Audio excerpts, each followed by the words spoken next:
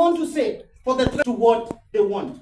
So, ladies and gentlemen, allow me to close this interview and to say that enough is enough of impunity. We must continue fighting. We must continue to make sure that we liberate this country, and we are ready to do it. And ladies and gentlemen, let us not play games by empowerment schemes that is meant to lure Kenyans, because they know their time has come, and the time to live, and the time to make sure that we reclaim our nation from 1963 to date. Ladies and gentlemen, thank you very much for listening and coming to listen to her. Thank you. Meant for you and me, because this change has to be inclusive. The change has to be me and you and any other Kenyan. So what we want to say that we'll be giving some directive this week. So be vigilant in our, if you are not able to join our channel, that is a WhatsApp channel, where we'll be relaying information on what is the way forward for the Kenyan people. So therefore, feel free and feel okay to join this movement. It is provided in our constitution, you are at liberty. Fighting brutality and impunity is not terrorism.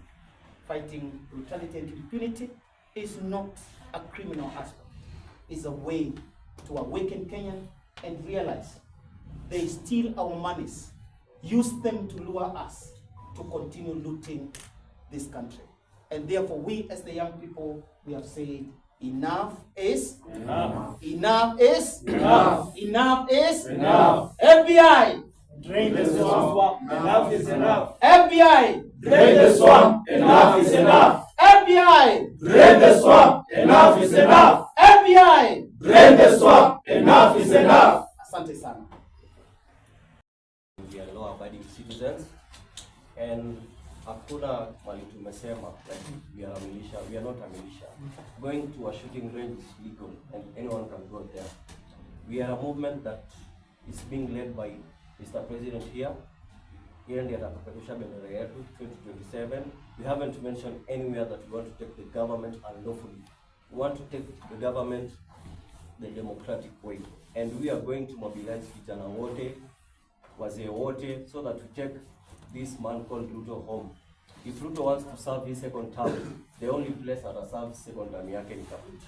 There's a school there called Kamiti Primary. Hapo tu ndio tunaweza mwachia serve second term yake. And one of our aims is to document the injustices that have been happening. Mona vile watu wanauliwa, and tusikubali kufunikwa macho ati wakipea na stars like 2 million. 2 million want to bring life back za watu wenye wameua. And Ruto is a murderer, and we are going to make sure ametoka in office the democratic way, and insist, and we are law-abiding citizens. And there is no amount of intimidations that will silence us. He can jail us. It's less than 2 years, early 2027. He can jail us for those the remaining time. But at the end of the day, Ruto must go. That's all. Thank you. I'd like to add this. Wakenya tumechoka. Tumepitia mambo mengi. Na chanjo hizi mashida zetu zote ni mtu mmoja anaitwa William Ruto. Tukingoja kumtoa 2027, kuna William Ruto wadogo wenye wanafaa kuwa wakitoka saa hii. Mahali yuko, kuna chief anakusumbua. Huyo ni William Ruto wa kutoa saa hii. Kuna OCS anafanya vitu mbaya. Huyo ni mtu wa kufanya ajibike saa hii. Kuna daktari mahali anafanya kitu mbaya. Ufai kungoja 2027. Saa hii movement Kenya inakuja kufanya ni kupea watu nguvu na nafsi na nafasi ya kuweza kutoa wale watu ambao wanafanya anything against the law wakijihusisha na jina ya William Ruto come 2027. Wengine tutangoja hiyo time, tutaanza kuwafanya waajibike saa hii. So kwa saa hii tumefanya maandamano ya kutosha, hawajibiki. Tumefanya mambo mingi ambayo inaweza fanya rekebishe mienendo yao wafanye. Saa hii FBI movement inakuja kufanya wale ambao wanafanya things against the law ama venye inafaa, tutawafanya waajibike. Ni hayo tu.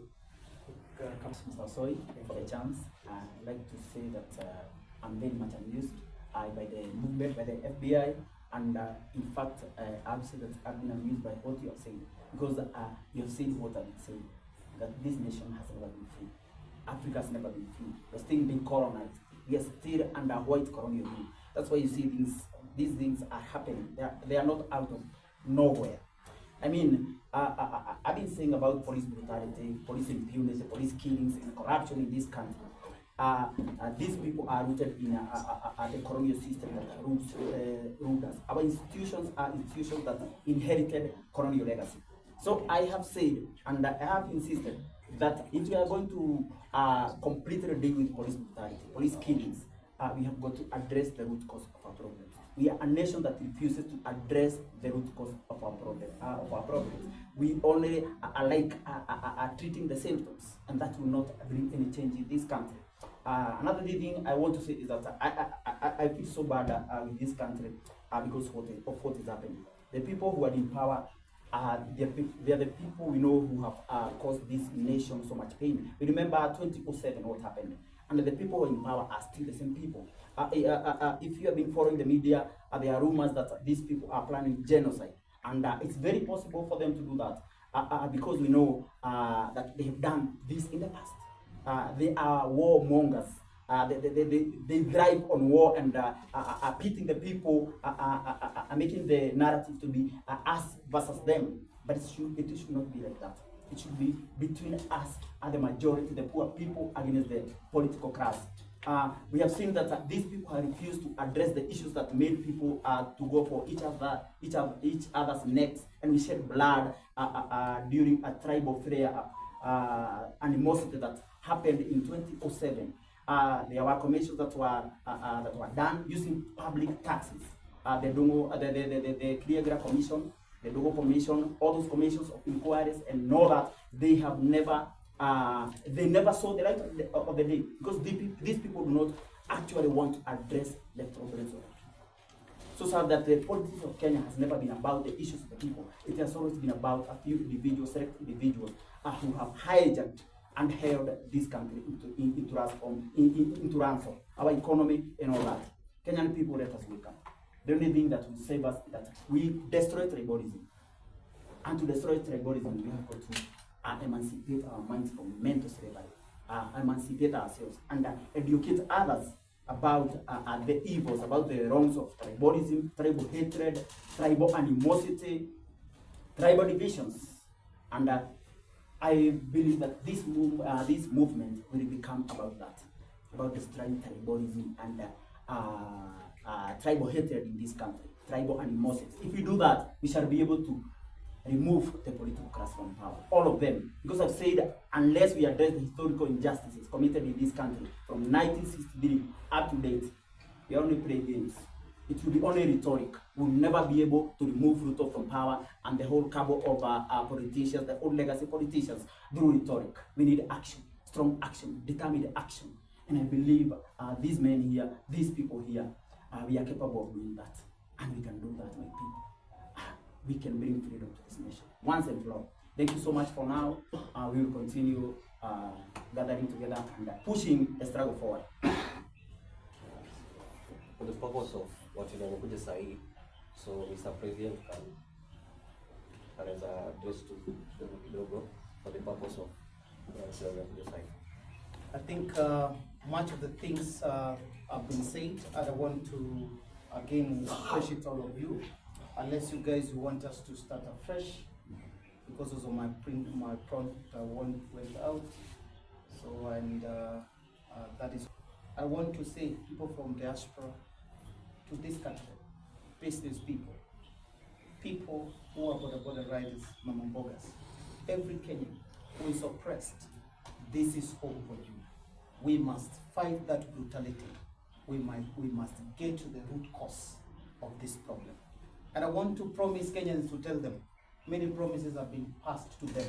Our only promise to them is that we are not going to be compromised.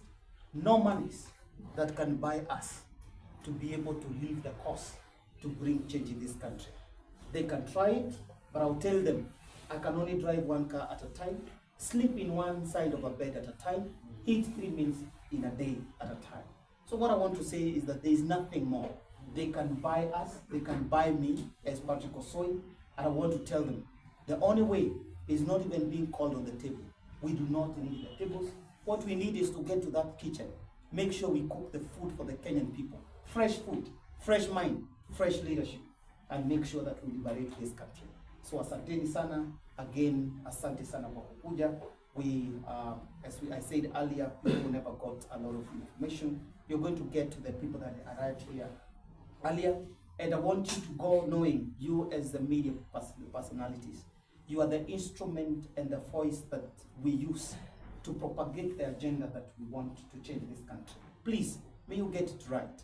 May you be an ambassador of change, even at your expertise, at your professional level. May you start the change. May you pitch the change. May you bring that change so that we are able to liberate our nation and be able to live in a better country. And I want to tell Kenyans, you've heard of Gamia 1, Gamia 2, oil in this country, you've heard of natural resources. What we are seeing is $27 trillion worth of natural resources that failed to be presented before the parliament, to be declared to the Kenyan people to understand how much worth we are. This money is divided into every Kenyan, including kids. We're able to take away 70 million Kenyan shillings, each one of us 50 million. So we cannot be seated and be comfortable while they auction our country. Monies are ferried offshores out of this country. Monies are building hotels just to put the monies that have been stolen in those hotels and apartments, and other monies taken to offshore. There is no circulation and cash flow for the business people in this country. If you're not tired, then I don't know what you're waiting for. This is home for you. We are a political movement. It doesn't matter what political party you come from. If you believe in the change, this is home for you. The change that we all want. The change where a Kenyan can talk freely, a Kenyan can express himself or herself freely. That's the country we want, a country that is free. Ladies and gentlemen, thank you very much. Question. How do people join? So, ladies and gentlemen, again, I stated in my my presser today that if you want to join this movement, first stage is to make sure that you get, if you go to any of our social media account, and especially mine is Patrick Osoi in X, TikTok, and Facebook, and also FBI movement in TikTok. We are going to have a link there to join the channel. The channel is because we want to consolidate millions of Kenyans in that channel so that we can be relaying an information in real time. So, and therefore this week we are also going to relay some information for any person who wants to take part in this movement, whether to support the movement in kind, to support the movement with your professionalism, with your expertise, to support the movement in any way, so that we are able to make sure that we liberate this country. And what I want to tell Kenyans, let us not be those people who forget very easily. And I want to tell you, Dr. William Ruto and his government, the Rock government, they are waiting for you, and they have already seen Kenyans as people who are lured very easily. I want us to stand firm and to get to know. Those empowerment is not what Kenyans want. What Kenyans want is proper enforced governance, whereby you go to the hospital, you're okay. You go to the schools, you're fine. You go to the roads, you're fine. You go to the economy is thriving. There is no one is waiting for an empowerment, whereby once you make those monies, they deduct more than 37% of corporate tax. So ladies and gentlemen, let us be vigilant, and we must know that we are the change, and the change is us. There is no tomorrow, it is now. Thank you very much. Question. Yes. Going to also to have a number where any Kenyan when you have to join anaweza report any injustices that may happen to your circle, kitu yote yenye amedhulumiwa, so that we can expose it to the public, so that when accountability and justice.